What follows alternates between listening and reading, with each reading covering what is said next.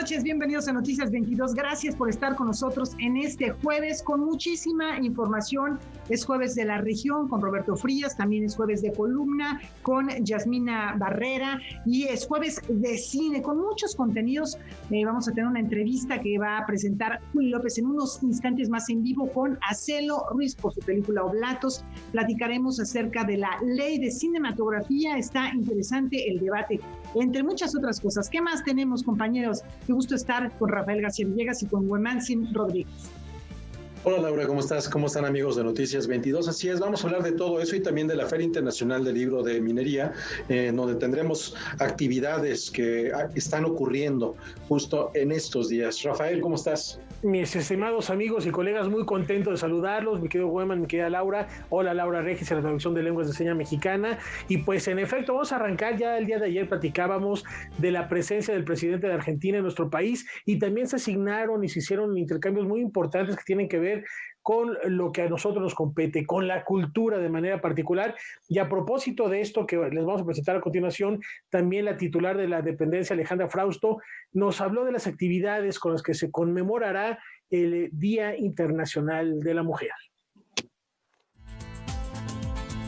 La secretaria de Cultura Alejandra Frausto informó en conferencia de prensa vía remota que la dependencia a su cargo trabajará de la mano de autoridades argentinas para llevar a cabo un programa de cooperación bilateral para el desarrollo de las industrias culturales y el intercambio artístico y cultural.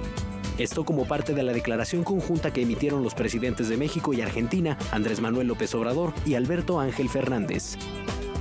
Hay un espectro amplio de acciones en todos los ámbitos del arte, de la cultura. Hay varios intereses de ellos en cómo se está manejando, por ejemplo, el tema de derechos colectivos. Ellos prácticamente en Argentina, ustedes conocerán, los pueblos indígenas prácticamente fueron exterminados y les interesa mucho la manera en la que se está reivindicando dentro de la cultura la identidad y las distintas culturas de México, este punto que tiene que ver con la ética y el desarrollo de la moda y las economías creativas en ese tema, otros vínculos que tienen que ver con las líneas de cultura política, con la parte de teatro y el intercambio que puede haber desde letras. Nos honra mucho trabajar con una nación hermana y con una relación solidaria que tiene una historia larga entre México y Argentina, y cómo ambos países y todos los argentinos que llegaron en la época de la dictadura a México como país refugio, pues enriquecieron nuestra vida cultural, académica, intelectual. En el marco del Día Internacional de la Mujer, la titular de Cultura anunció también la realización del festival virtual Que Vivan las Mujeres, que se llevará a cabo los días 6, 7 y 8 de marzo en coordinación con la Secretaría de Gobernación y el Instituto Nacional de las Mujeres. El festival será transmitido a través de la plataforma Contigo en la Distancia y el Sistema Público de Radiodifusión del Estado Mexicano. Trabajaron y están en este festival artistas como Natalia Lafourcade, Alejandra Robles, La Morena, oaxaqueña artista muy buena, Vivir Quintana, Caña Dulce y Caña Brava, Kenny y Los Eléctricos. Y lo más bello de este trabajo es que se hizo también en conjunto con artistas, niñas de los semilleros creativos de cultura comunitaria. Durante la conferencia, la subsecretaria de Desarrollo Cultural Marina Núñez Vespalova se refirió a la reapertura gradual de espacios culturales y el regreso de las compañías artísticas del IMBAL a la actividad presencial. En el mes de marzo, más o menos como por la tercera semana, todavía no podemos dar una fecha exacta, empieza la Compañía Nacional de Teatro. Este fin de semana está el programa del Helénico también en Los Pinos y comienza la Compañía Nacional de Danza también comparte su programación. En cuanto a la Cineteca, también ustedes saben que el 19 de febrero pasado empezó a utilizar su espacio para muestras de cine, continuará haciéndolo. El CENART también abrió sus grandes jardines para teatro al aire libre, danza, para talleres de dibujo, sobre todo para niños y jóvenes. Todo esto se abre con la plena seguridad de que estamos siguiendo protocolos específicos y aforos. Entonces, si en algún momento hay limitantes en ese sentido, porque la gente está muy deseosa de volver a entrar a estos espacios, los estamos restringiendo, pero es por la propia seguridad de los públicos. Con información y texto de César H. Meléndez, Rodrigo Peredo, Noticias 22. Bien, ahora vamos a la Feria Internacional del Libro del Palacio de Minería. Esta noche, Alberto Chimal nos ayudará a explorar el mundo fantástico de Ted Chiang, a propósito de la presentación de su más reciente libro, Exhalación, que se va a celebrar el día de mañana a las 8 de la noche.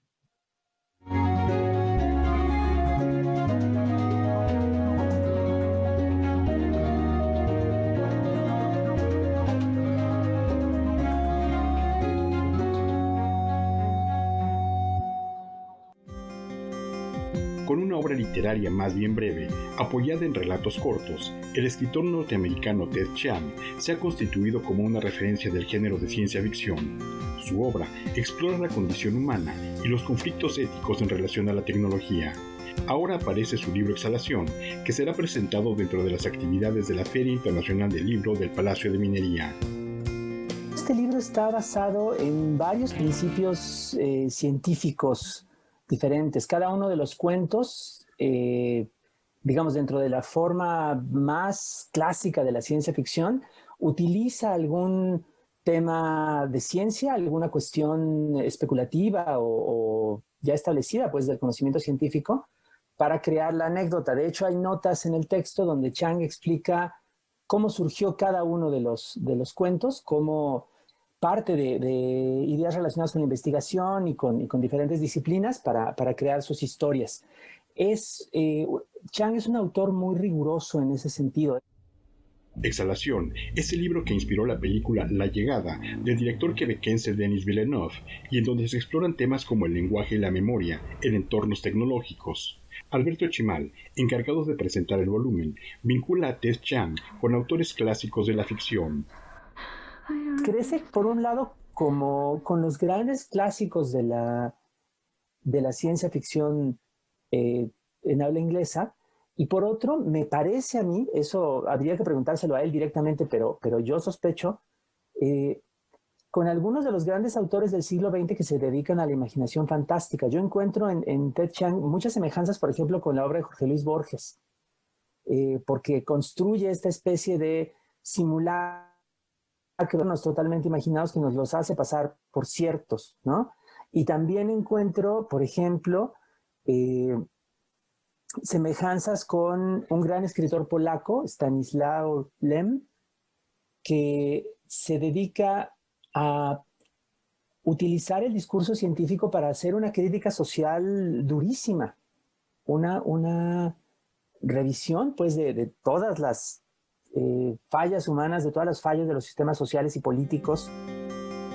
De igual modo, Alberto Chimal describe la obra de Ted Chiang bajo una línea de ficción diferente a la predominante en los años 60 y 70 del siglo XX, y la cual veía con triunfalismo una panacea en la tecnología. Ese optimismo del siglo XX respecto de pensar en el futuro, de verlo como una especie de lugar maravilloso al que íbamos a llegar alguna vez. Al contrario, estamos en muchos casos viendo o pensando en el futuro con indiferencia o incluso con miedo. Pero Chiang nos permite hacerlo de una manera más variada, más compleja y también más enriquecedora para nuestra propia existencia humana en el presente.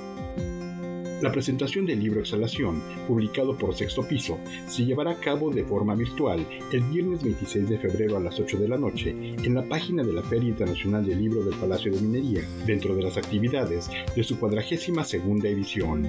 Noticias 22, Víctor Gaspar. Tenemos una pausa, regresamos con Marquesina. Julio López nos tiene una gran recomendación aquí en Canal 22. Se va a presentar, ya verán de qué se trata en unos instantes que volvamos.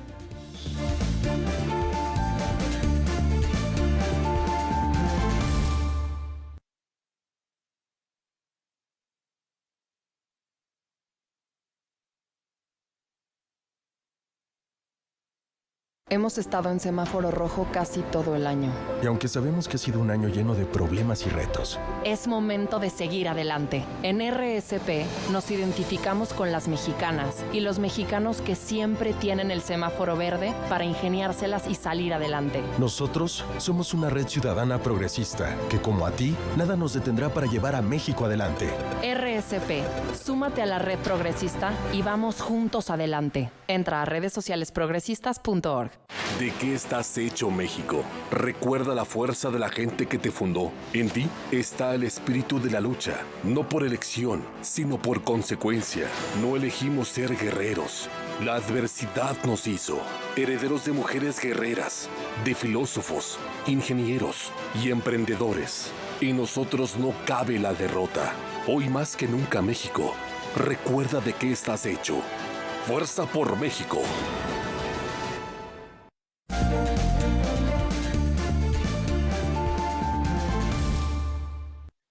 Si tenían planes de fugarse esta noche, les sugiero los cancelen porque la marquesina de Canal 22 tiene una propuesta verdaderamente atractiva. Y hasta aquí Julio López y un cómplice para platicarnos de lo que nos depara la pantalla del 22 esta noche.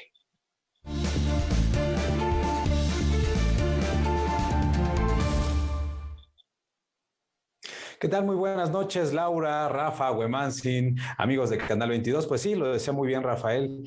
Esta noche Canal 22 tiene una película que los va a dejar con el ojo cuadrado. Es una película que en realidad tiene muchísimas aristas, ¿no? Pero para hablar de ella, ya está aquí el director, Acelo Ruiz. ¿Cómo estás? Muy buenas noches.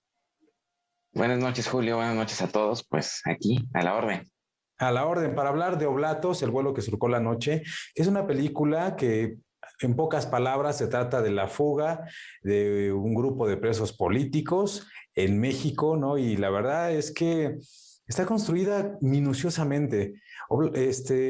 Acelo, cuéntanos un poquito acerca de cómo es que descubres justamente esta historia, ¿no? Estos personajes pertenecientes a la Liga 23 de septiembre que estaban recluidos en este lugar y que una parte de lo que retrata la película es la fuga justamente de este centro penitenciario.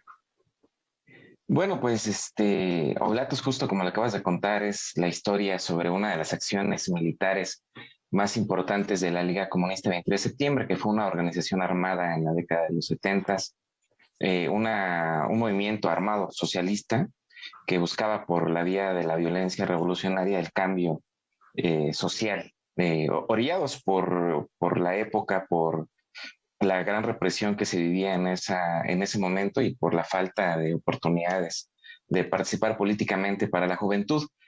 Y bueno, pues hicimos esta película por la necesidad de tocar temas que son muy difíciles de abordar, digamos, de manera masiva, de manera pública. Y encontramos esta historia a partir de un libro que escribe Antonio Orozco Mitchell en el 2007 y donde él narra de primera voz cómo se fugó de una prisión. Y bueno, siempre digo esto, pero cuando leí el libro me pareció que era una gran historia, una gran aventura, que yo aseguro que incluso compite con grandes películas de escape, porque tiene todos los elementos, tiene un plan maestro, tiene contrabando de armas, tiene incluso problemas de último minuto a la hora de la fuga. Y bueno, ellos son unas grandes personas que devienen de ser grandes personajes que nos cuentan de una manera muy entretenida cómo se fugan y le propinan una derrota al Estado mexicano en medio de mucha represión y desapariciones y pues cosas terribles que se vivían en la década de los 70 en México, ¿no? Bueno, tampoco estamos tan lejos de vivir eso, que seamos tan diferentes, ¿verdad? Tienes muchísima razón, pero el gran reto de esta historia, de trasladarlo del libro a la pantalla, era encontrar a estos personajes, ¿no? Ver qué pasó con ellos. Es otra parte de lo que retrata justamente esta película. ¿En algún momento la producción por este tipo de vicisitudes se vio en riesgo? No, de ninguna manera, de ninguna manera. Fíjate que tuvieron que transcurrir los años que transcurrieron porque de la guerrilla y de la guerra sucia se empezó a hablar abiertamente después de los 2000. Antes de esa época era complicado hablar de esos temas, todavía era tabú. Bueno, todos saben que incluso muchas películas vivieron algún tipo de censura, ¿no? Como la película de Luis Estrada, La Ley de Herodes, o incluso la propia película de Fons del 68, se me olvidó su nombre. ¿Cuál es? Rojo Amanecer. Rojo Amanecer, se me fue. Pues tenían ahí como cierta censura, ¿no? Ciertas cosas que no se hablaban y bueno, ellos empezaron a romper el silencio cuando vieron que era más factible para su seguridad hacerlo y empezaron a hablar de eso, ¿no? Empezaron a hablar, a dar charlas, a tratar de recuperar la memoria histórica y fue fue de una manera muy amable, muy cálida, digamos, entrar en contacto con ellos porque ellos tenían ganas de contar su historia. Hubo ahí un personaje que ya verán la película ahorita, que fue un poco más difícil de localizar por su propia condición de que él vivía en la clandestinidad aún.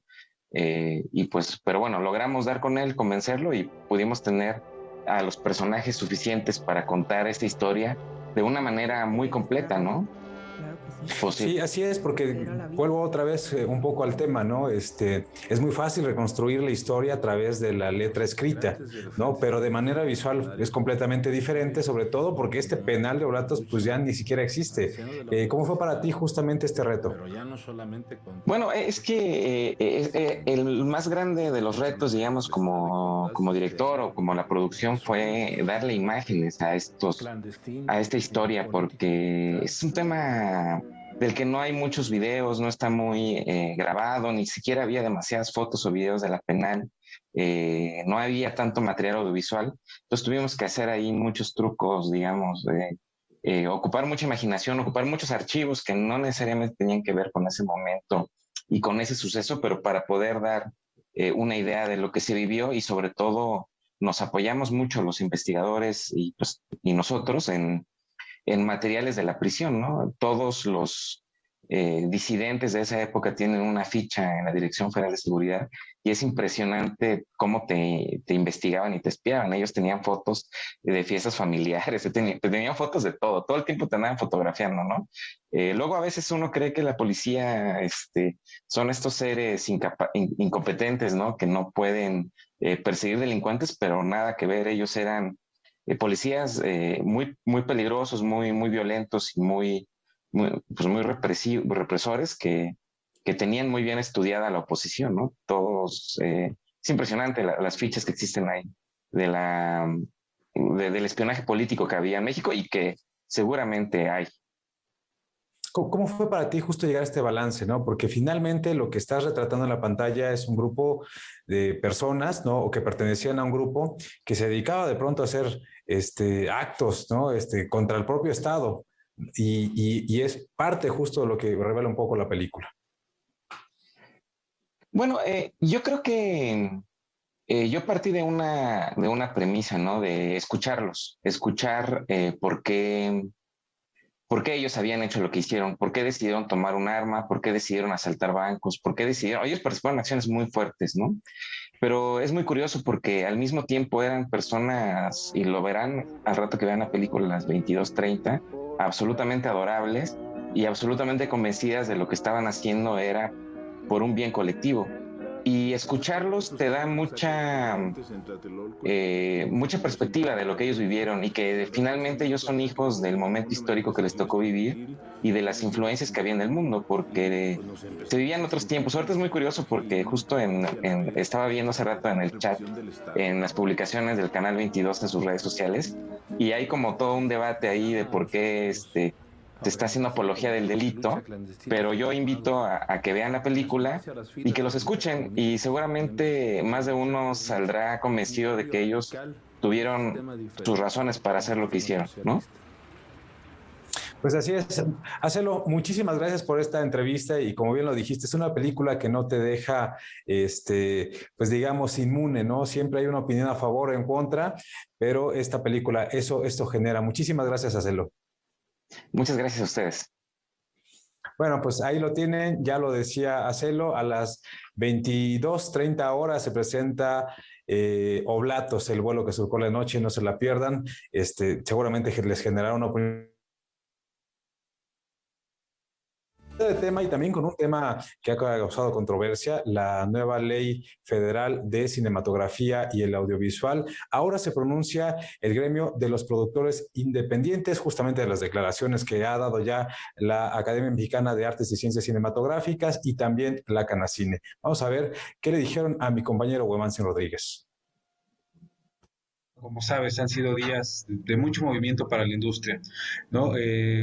Quisiera empezar preguntándote... Frente a la declaración que hizo Tabata Vilar, directora general de la Canacine, en una entrevista a Julio López, transmitida a Noticias 22, donde mostraba su preocupación en que se le pueda obligar a los exhibidores a otorgar tiempos de pantalla equitativos a las producciones cinematográficas de México y el mundo, Ina Payán y Carlos Hernández, miembros de la Asociación Mexicana de Productores Independientes, solicitaron este espacio informativo hacer algunas precisiones al respecto. Nosotros estamos viniendo de parte de la Asociación Mexicana de Productores Independientes, estamos representando a un grupo de productores que hemos estado trabajando de manera directa en la industria cinematográfica a lo largo de varias décadas. En conjunto tenemos proyectos que han recibido no nada más el gusto del público, sino que además han recibido bastantes premios internacionales. Nosotros hablamos del derecho de las audiencias, del derecho de la cultura, del beneficio de los más por encima de los beneficios individuales.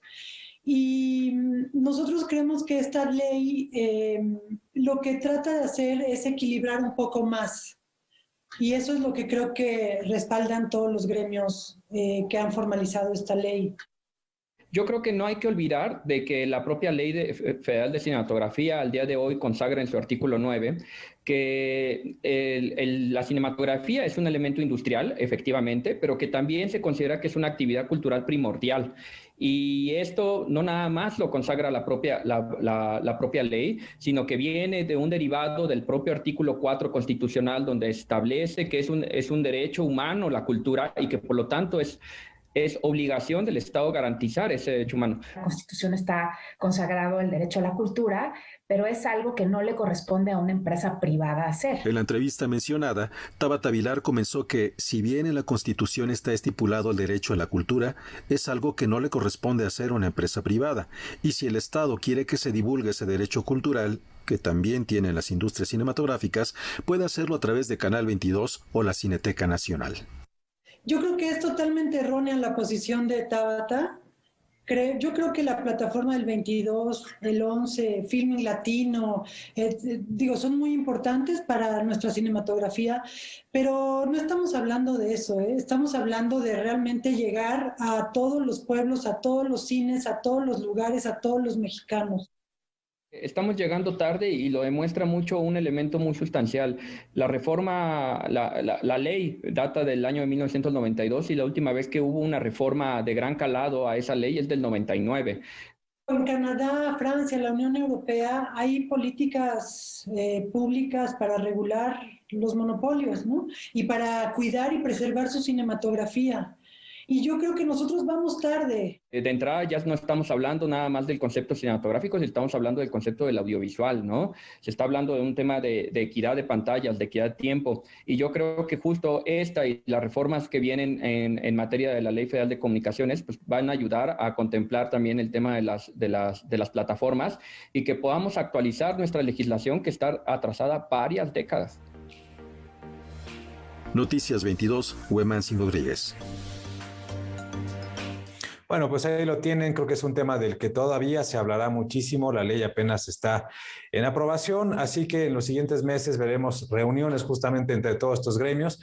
Es una propuesta que no solamente viene acompañada de la Academia Mexicana de Artes y Ciencias Cinematográficas, o como vemos ahora se suma también el gremio de productores independientes, también están los guionistas, en fin, hay una cantidad de personas atrás de esta propuesta inimaginable y un poco el contrapeso es justamente las personas que pertenecen a Canacine, que también está integrada por productores, que también tiene a las cadenas exhibidoras y bueno, hay todavía una serie de actores ahí que estarán interviniendo justamente en la aprobación o no de esta nueva ley federal de cinematografía. No sé si Huemansin quisiera aportar algo más también ahorita que bueno, él tuvo la oportunidad de platicar justamente con estos personajes. Sí, Julio, creo que es interesante esto que estás mencionando porque es un tema que aquí en Noticias 22 hemos tratado hace más de 20 años. Precisamente cuando nace Canal 22 ya existía esta ley y la primera reforma fue en 1999, como acaba de decir Carlos Hernández, y fue en el sexenio de Fox en donde eso estaba más agitado que un avispero en vendaval, ¿no? Y ha habido muchos pequeños cambios, pero nunca han sido satisfactorios para una gran parte de la comunidad cinematográfica. Esto que acabamos de ver tiene que ver absolutamente con lo que tú sacaste y entonces hubo una reacción de parte de la comunidad de productores independientes donde decía, nosotros queremos hablar también y dar ciertos matices, porque en este tipo de cosas, Julio, es muy fácil, especialmente en estos tiempos en donde todo el mundo opina en blanco y negro, perder que hay una cantidad muy grande de grises en el medio. Así que como tú lo señalas, es tema para muchas cosas, especialmente con todo lo que nos va a exigir, y nos va a exigir, porque estamos incluida la televisión en ella, las plataformas digitales ya también reguladas en un marco legal. Así es. Creo que lo único que hay que decir, lo que es un hecho, es que todos están defendiendo sus intereses y ya veremos qué pasa, ¿no? Cambiando de temas, pues ya está a la vuelta de la esquina el Festival Internacional de Cine de Berlín, habrá presencia mexicana. Hoy comenzamos a platicarles justamente de uno de los trabajos que se presenta. Se llama, el director se llama Gabriel Herrera. Sí, Herrera, no me equivoqué. Y nos presenta un cortometraje bien particular. Los invito a ver de qué se trata. El cortometraje mexicano Al motociclista no le cabe la felicidad en el traje es uno de los 20 trabajos que este año aspiran a llevarse el Oso de Oro en el Festival Internacional de Cine de Berlín. Estamos muy emocionados de recibir toda esta atención que en la vida habíamos recibido, muy emocionados y un poco abrumados también, pero muy contentos.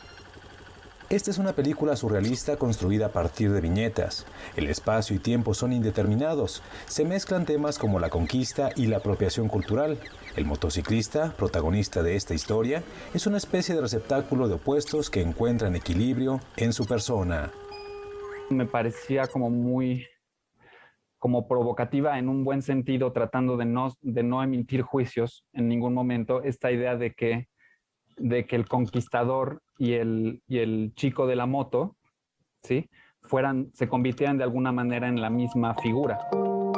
Por su estructura y propuesta visual, el filme también podría considerarse como un videoensayo que reflexiona sobre la idea de belleza. La idea de que cuando tú estás siendo guapo, ¿no?, bajo tus propias coordenadas, ¿sí?, bajo tus propias armas, bajo lo que tú defiendes y entiendes como ser guapo, ¿no? ¿Sí? Estás ofreciéndote al mundo, estás ofreciéndote realmente a ti mismo al mundo, ¿no? A diferencia de cuando estás siendo guapo para satisfacer lo que el mundo espera de ti. Este año el Festival Internacional de Cine de Berlín se realizará de manera híbrida. Del 1 al 5 de marzo se llevará a cabo una versión virtual para directores, productores, prensa y jurados. Y en junio de este mismo año, otra versión presencial abierta al público. Noticias 22, Julio López. Bueno, por ahí lo tienen, ¿no? Otra de las películas que participa en esta edición del festival es justamente una película de policías de Ruiz Palacios, el director Alonso Ruiz Palacios. Se presentará, ya lo estamos buscando, ojalá que en estos días nos den alguna respuesta. La película además va a llegar a la plataforma de Netflix, así que la tienen muy guardadita, ¿no? Ya estuve preguntando si habrá o no entrevistas, nos dicen que tal vez sucedan en estos días, justamente por la novedad de que el festival se va a realizar, digamos, en dos partes. Esta dedicada, como ya lo decía, a la prensa y a los jurados y a la industria, y la que sucederá en junio, abierta al público de manera presencial. Bueno, y es jueves, y como cada jueves, el reconocido crítico Leonardo García Tsao nos da una recomendación que no se puede perder a través de la pantalla de Canal 22. Hola, ¿qué tal? Para conmemorar el reciente deceso del celebrado guionista Jean-Claude Carré, el Canal 22 les ofrecerá este próximo martes 2 de marzo el documental el último guión, Buñuel en la memoria, de Javier Espada y Gaizka Urresti. Como se sabe, Javier Espada es un cineasta y un museógrafo que ha dedicado gran parte de su carrera para documentar, para preservar y difundir el legado de Luis Buñuel. Y este documental es su primer esfuerzo en ese sentido, y es un paseo por todos los puntos donde transitó Luis Buñuel y las películas que hizo en el camino. Es decir, el documental empieza en España, sigue en Francia, prosigue en Estados Unidos y, por supuesto, pasa a México, donde Buñuel hizo la mayor parte de sus películas. Entonces, tanto Carrier como su hijo, el hijo de Buñuel ya fallecido, Juan Luis, hacen una conversación que es amena, instructiva y sobre todo cálida. Uno como espectador se siente parte de la conversación en este encuentro, que además incluye a otras personalidades como la actriz Silvia Pinal, la también actriz Ángela Molina, o el hijo del fotógrafo Gabriel Figueroa, llamado también Gabriel Figueroa. No se lo pierdan, es un documental invaluable que pasará este próximo martes 2 de marzo a las 10 de la noche. Hasta luego. Bueno, pues ahí lo tienen, una cita este próximo martes. Para concluir, nada más les diré que a partir del lunes los cines, las salas cinematográficas en la Ciudad de México y el Estado de México ya estarán abiertas para quien tenga la necesidad de ver una película en pantalla grande. Yo me voy a esperar todavía un rato más para regresar justamente al cine. No sé qué pienses tú, Laura. Pues fíjate que lo dices bien, la necesidad. Yo creo que hay gente que tiene ya un síndrome de abstinencia cinematográfica tremendo, en el sentido de estar presente en un espacio que se llena de magia cuando se apagan las luces.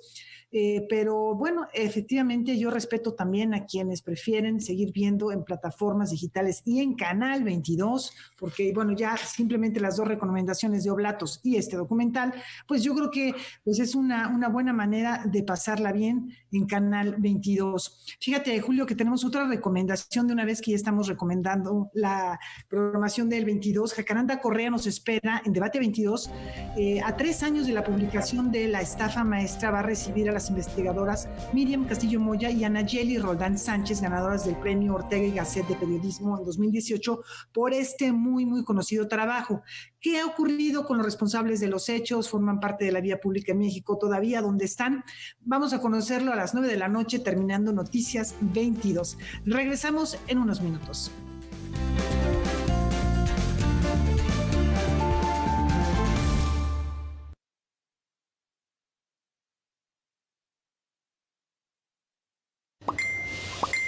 ¿Será verdad? Aquí dice que no está confirmado, aunque es tendencia. Pues tiene muchos me gusta la persona que lo publicó. Ay, ¿y eso qué? Hay muchas noticias falsas. ¿O exageradas? Eso sí, abuela. Yo siempre busco más información en otros lugares y comparo fuentes. No como mi compadre, que siempre publica cosas sin checar. Verifica y participa de manera informada. Contra la desinformación, contamos todas, contamos todos. INE UNESCO. En este periodo electoral, la Fiscalía General de Justicia del Estado de México, a través de la Fiscalía Especializada en Materia de Delitos Electorales, te brinda atención en caso de ser testigo o víctima de un delito electoral. Ofrecerte dinero a cambio de tu voto, recoger tu credencial para votar, condicionar tu voto mediante cualquier presión o amenaza. Son solo algunos de ellos. Infórmate. Cualquier anomalía, repórtala al 01800 7028 770 en nuestras redes sociales o en la aplicación móvil FGJ Edomex, disponible de manera gratuita. Estado de México.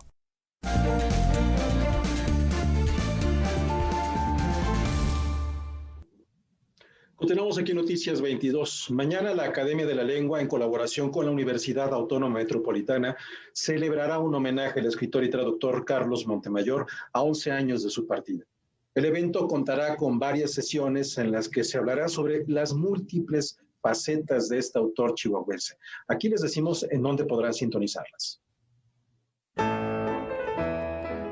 A 11 años del fallecimiento del escritor mexicano Carlos Montemayor, la Academia Mexicana de la Lengua y la Universidad Autónoma Metropolitana realizarán un homenaje en línea en el que se recordará la vida y obra de uno de los primeros impulsores de la literatura en lenguas indígenas y autor de la novela Las Mujeres del Alba. En el mundo indígena el tiempo tiene otra naturaleza. Un escritor que ha tenido muchas facetas. Porque, bueno, pues él fue poeta, fue narrador, tanto cuentista como novelista, sobre todo por esto se le conoce, ensayo, materias clásicas, y también interesado profundamente en las lenguas originarias, en particular el náhuatl. Por otra parte, bueno, también tuvo una gran inclinación por la música. Lo que vamos a hacer es recordarle. Claro, una multiplicidad de tareas como las que él acometió no nos permite en una sola sesión abarcarlo. Por eso, en esta ocasión se hablará propiamente de su faceta relacionada con la música. El papel de Carlos Montemayor como tenor y autor del libreto de ópera Encuentro en el Ocaso será recordado en este homenaje por el lingüista Fernando Nava. En la mesa también participarán Óscar Lozano Carrillo, rector de la Unidad Azcapotzalco de la UAM, el director de la Academia Mexicana de la Lengua, Gonzalo Celorio, el historiador Rodrigo Martínez Barax, quien abordará la influencia del también activista en el estudio del náhuatl, y el poeta Jorge Ruiz Dueñas, quien se enfocará en la obra poética del escritor. Carlos siempre se consideró fundamentalmente poeta. Entonces, no hay nada de la actividad de Carlos Montemayor que no esté ya incluido profundamente en su poesía. La poesía de Carlos Montemayor, en general, está imbuida de esa melancolía existencial. Su poesía es una especie de reencuentro con el ser humano, con la pasión, con la muerte, con, sobre todo, su visión panteísta del mundo. El homenaje se llevará a cabo a través de las plataformas de Facebook de ambas instituciones el viernes 26 de febrero a las 18 horas. Noticias 22, Karen Rivera. Y esta noche en el segmento La Región, Roberto Frías reflexiona sobre la libertad. ¿Será cierto o será falso aquella libertad que nos ofrecen los suburbios?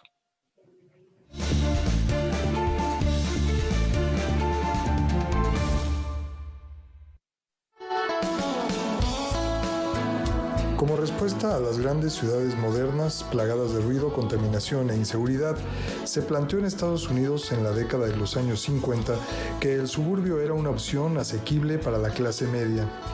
En Nueva York, por ejemplo, se construyeron verdaderas microciudades que promovieron en las mentes de los oficinistas de Manhattan la idea de escapar de la gran ciudad a las 5 de la tarde para poder llegar a casa justo a la hora de la cena. Estas casas eran residencias privadas con jardín, situadas en un barrio donde la soñada familia estadounidense pudiera desarrollarse a sus anchas en medio de un ambiente de seguridad y supuesta belleza, además de convivir con personas de la misma clase social. Se trataba, en resumen, de la búsqueda de una nueva libertad. La idea de distanciarse del contexto urbano para participar de él a conveniencia fue también exportada a nuestro país. Recordará usted Ciudad Satélite, uno de los primeros intentos por erigir el suburbio en México, al cual le siguieron otros intentos de suburbio que tuvieron que localizarse cada vez más lejos, pues la mancha urbana se iba tragando todo a una velocidad brutal. Lugares como La Herradura, Las Águilas, Villacuapa, Lomas Verdes, Condado de Sayavedra, Santa Fe, entre otros. Actualmente ya no quedan sino unos cuantos lugares, la mayoría en el Estado de México, que pueden ostentar esa separación con respecto a la zona metropolitana. Al modelo de barrio residencial le siguió el de los condominios horizontales y el más reciente, el de las enormes comunidades de departamentos que incluyen absolutamente todos los servicios. De esta manera, la clase media se ha replegado y ha creado su propio mundo aparte, su búnker, donde ya no es necesario ni siquiera salir porque el conjunto de departamentos tiene incluidos los servicios deportivos, los comerciales y los de hostelería. Los niños crecen en esas comunidades rodeados de vecinos iguales a ellos, de guardias de seguridad y de otros adultos completamente iguales a sus padres. Y el mundo de todas estas personas ya no tiene como horizonte la capital del país. Es una subciudad que quiere separarse de todo lo que no funciona en la elefantiásica Ciudad de México. En esta búsqueda infinita de un paradisíaco suburbio donde se encuentren las llaves de la libertad, nos parece paradójico y evidente que nos estamos restringiendo cada vez más esa misma libertad. Y estamos renunciando a generar ciudadanía, a participar activamente del crecimiento o de la reformulación de nuestra ciudad. Nos estamos encerrando en cubículos del miedo en lugar de salir a reclamar esta ciudad como nuestra y transformarla a nuestro gusto. No tomamos el parque ni la plaza, ni pedimos cuentas a los gobernantes, ni exigimos proyectos que fomenten un tejido urbano y social más rico. Para quien quiera verlo con perspectiva, está claro que el suburbio infinito no puede sino llevarnos a vivir muy constreñidos y ajustados en ataúdes de mármol. Para Canal 22, Roberto Frías. Bueno, esto me recordó la película de Rodrigo Pla de ya hace varios años, llamada La Zona. Esta búsqueda de un lugar totalmente seguro en el que la felicidad es posible porque hay seguridad, porque nadie puede entrar ni salir, donde está la justicia, puede ser por propia mano, en estos suburbios de niveles medios altos o niveles altos que hay en las ciudades. Bueno, pues vamos ahora a platicar de las actividades del Foro Internacional de Música Nueva Manuel Enríquez. Mañana a las 6 de la tarde el ensamble Cepromusic estará a cargo de las sesiones de improvisación musical. Una de las interpretaciones más esperadas es la de Carlos Lot e Iván Naranjo, quienes van a unir los sonidos del violín con la música electrónica. Vamos a conocer más. El ensamble Cepromusic participará en el 42º Foro Internacional de Música Nueva Manuel Enríquez. La pieza será ejecutada por el violinista Carlos Lot e Iván Naranjo, quien se desenvuelve en la instalación, la música algorítmica y electrónica. Esta pieza, junto con otras, son piezas relativamente breves, son piezas que en ninguno de los casos van a sobrepasar los 15 minutos de duración, y son piezas en las que se trata de buscar un diálogo, un territorio más o menos común, no solo entre los dos instrumentos, si me permites instrumentos, en este caso violín y electrónica, ¿no? Pero sí entre las dos realidades sonoras, entre las dos realidades acústicas, la realidad inmediata, la realidad acústica del violín y por supuesto la realidad electrónica de la música realizada por medios digitales, ¿no? Esta pieza forma parte del ciclo Impropia, sesiones de improvisación musical que les permiten a los participantes expandir sus posibilidades. Impropia es un espacio en el que citamos a un conjunto de actividades que tienen por denominador común la improvisación musical. La improvisación no significa que no tengamos que ensayar y demás, todo lo contrario, ¿no? Pero sí puedo decirte que desde el inicio quisimos que Impropia se convirtiera en un lugar en el que la improvisación tuviera no solo su espacio cotidiano, de hecho hacemos una actividad como mínimo, una actividad pública cada trimestre, sino además, como te digo, que fuera un lugar en el que confrontáramos ideas. Siempre la improvisación ha estado no solo en los currículos, sino en la disciplina diaria. Recordemos que Bach, por citar algún ejemplo, tenía que improvisar. Si no eran grandes improvisadores, no podían acceder al puesto de organista, incluso de una iglesia, de una catedral. Es tan solo por citar un ejemplo, y así se han venido sucediendo a lo largo de toda la historia de la música. En CEPRO lo que hemos querido ha sido recuperar este espacio para las ideas, para la improvisación, para la práctica improvisatoria. La pieza podrá ser escuchada en las plataformas que aparecen en pantalla este viernes 26 de febrero a las 18 horas. Noticias 22, Alberto Aranda. Antes de una pausa queremos mencionar que ha fallecido Luis Pérez, uno de los melómanos tal vez con mayor conocimiento musical que existía en nuestro país, que estableció desde un pequeño negocio, la Sala Margolín, una cantidad de redes impresionantes con todo mundo que se acercaba y le solicitaba su opinión o el conocimiento. Un hombre muy, muy generoso que lo mismo estableció amistad con periodistas como María Elena Matadamas, como Pablo Espinosa, con críticos y compositores como nuestro buen amigo y compañero Juan Arturo Brennan, así como con el poeta Hernán Bravo Varela o la misma Lidia Gerberov, a quien recibió cuando vino a vivir aquí a nuestro país. Descanse en paz, Luis Pérez, uno de los hombres en verdad tan generoso como conocedor de música que existía en este país. Una pausa y volvemos.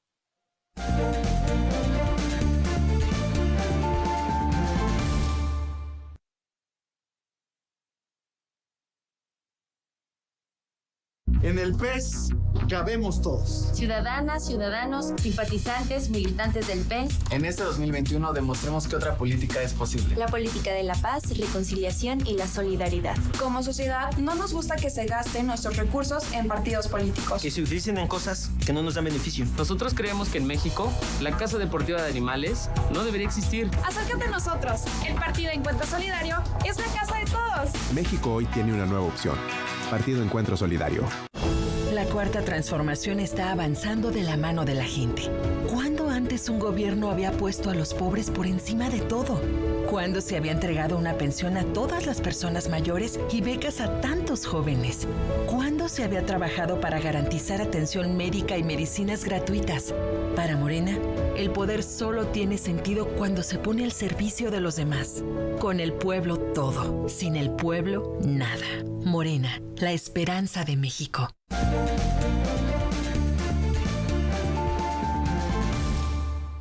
Hoy en la editorial de Noticias 22, Jasmina Barrera dedica su columna a la revisión del libro Los Testamentos de Margaret Atwood.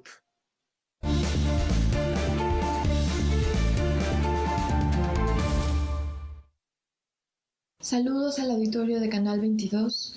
Hoy quiero recomendarles un libro de la maravillosa escritora canadiense Margaret Atwood que se llama Los Testamentos, publicado en el sello Salamandra de la editorial Penguin Random House.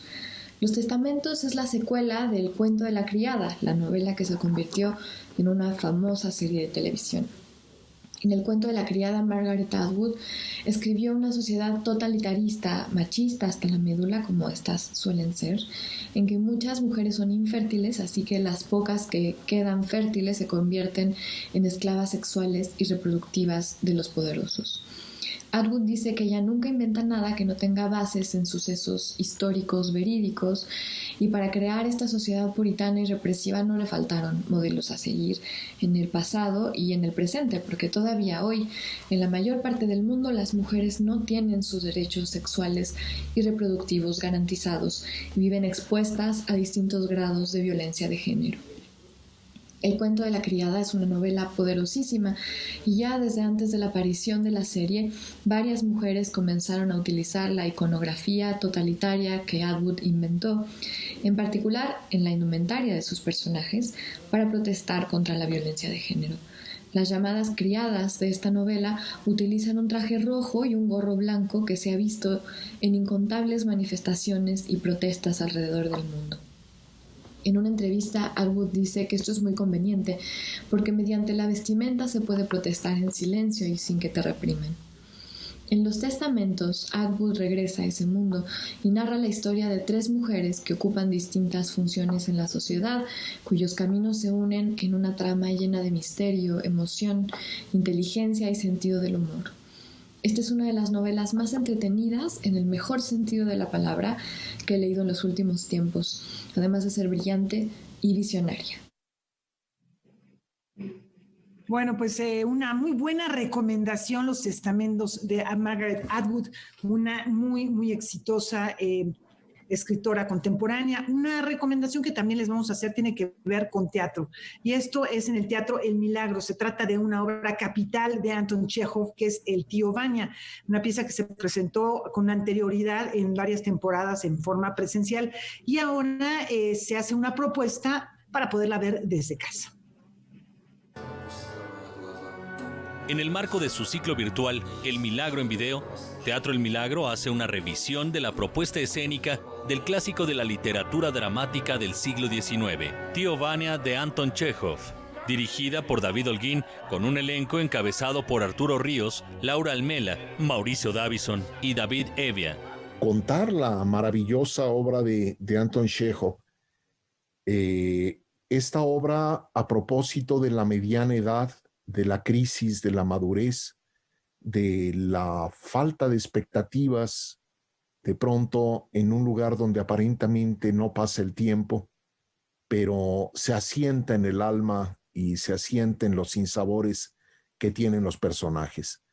Tú escribes sobre arte, pero no entiendes un carajo de arte. Llevada a escena a partir de la traducción del erudito chejoviano Ludwig Margules, la obra refleja el apocalipsis interior de un puñado de destinos humanos, la manera peculiar en que el tiempo se instala en nuestro interior y cómo el tedioso transcurrir de los días derrumba esperanzas y hasta justificaciones de vida. En medio de todo ello está el sentido profundo de la vida, de la vida en Chekhov, que está puesto en la resistencia a lo cotidiano, en seguir, digamos, el sentido del trabajo de manera casi religiosa y de finalmente cargar una especie de cruz, que es lo que vamos viendo a lo largo de este proyecto.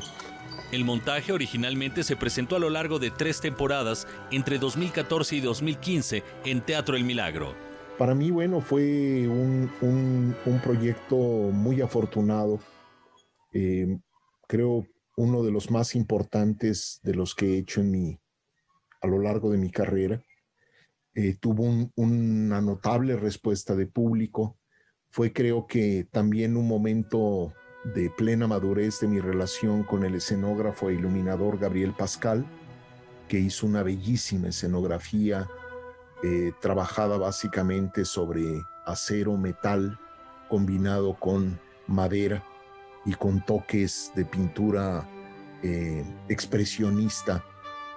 En ese ámbito, pues reunir a gente madura, actores en ese momento, en sus años 50, digamos, aproximadamente, con actores viejos, canosos, y una sola joven, Esmirna Barrios, daba ese horizonte y ese amplio espectro de reunión de generaciones actorales en plena madurez, y que, bueno, convirtió esta obra de Chekhov, Tío Vania, pues en un suceso altamente emocional, diría yo.